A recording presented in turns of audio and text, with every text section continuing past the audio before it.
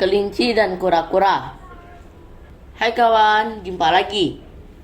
Abang Ridwan kali ini akan menggambar dan juga menceritakan satu dongeng yang berjudul Si Kelinci dan Kura-kura.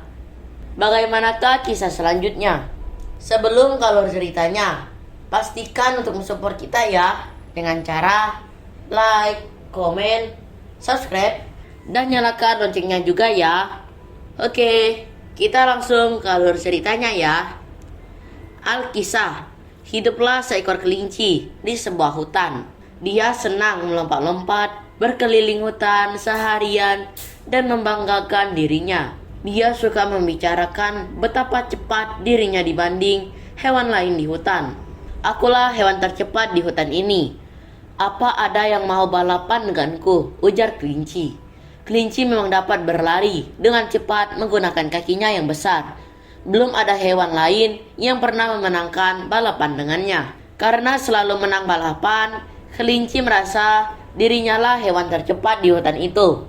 Dia menjadi semakin sombong. Kemanapun dia pergi, dia akan berkata, "Aku sangat cepat, tak akan ada yang bisa mengalahkanku." Semua hewan di hutan itu mulai merasa terganggu dengan kesombongan kelinci.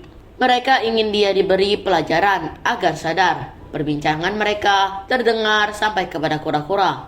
Kura-kura memberitahu mereka bahwa dia ingin balapan dengan kelinci. Mereka terkejut dan merasa ragu karena kura-kura sangat lambat. Kura-kura butuh waktu seharian untuk menempuh jarak yang dicapai kelinci dalam 1 menit. Namun, kura-kura tidak goyah. Dia tetap ingin balapan dengan kelinci. Dengan kepercayaan diri, kura-kura menemui kelinci yang sedang duduk di bawah pohon. Lalu ia mengajaknya balapan. "Kudengar kau adalah hewan tercepat di hutan." "Tepatnya, kaulah yang berpikir begitu. Tetapi biar lebih pasti, aku ingin balapan denganmu. Mari kita lihat siapa yang lebih cepat," tantang kura-kura. Kelinci tertawa dengan sangat keras dan menjawab dengan sombong, "Kau lawat aku, hahaha, kau bercanda. Tak mungkin kau bisa mengalahkanku. Saat kau selesai 1 langkah, aku sudah melewati garis akhir." Namun, dengan percaya diri, kura-kura tetap menantang kelinci balapan. Kelinci pun setuju untuk balapan dengan kura-kura. Keesokan paginya, semua hewan sudah tiba di tempat balapan, kecuali kelinci. Kura-kura menunggu di garis awal sambil tersenyum dengan percaya diri. Beruang penasaran bagaimana kura-kura akan mengalahkan kelinci. Jika dia sangat sombong dan tukang pamer seperti yang kalian katakan, maka balapan ini tidak akan sulit, jawab kura-kura tak lama kemudian. Kelinci datang sambil memegang wortel dengan gaya angkuh. Balapan pun dimulai. Kelinci melesat dengan cepat, seperti anak panah, sampai tak terlihat lagi. Sebaliknya, kura-kura mulai berjalan dengan lambat. Setelah berlari sebentar, kelinci berhenti dan melihat ke belakang. Kura-kura belum terlihat. Kelinci lalu memutuskan untuk beristirahat dan menghabiskan wortelnya. Ketika wortelnya sudah habis, kelinci melihat ke jalan. Kura-kura sudah mulai terlihat. Sambil menyeringai, kelinci berdiri dan berlari lagi. Dalam waktu yang singkat, kelinci hampir sampai di garis akhir. Dia berhenti lagi dan mendekati pohon di dekatnya. "Aku mengantuk setelah sarapan. Sebaiknya aku duduk di bawah pohon ini dan tidur siang," kata kelinci. Kelinci pun tidur siang dengan nyenyak. Dia yakin bahwa dia akan tetap menang balapan.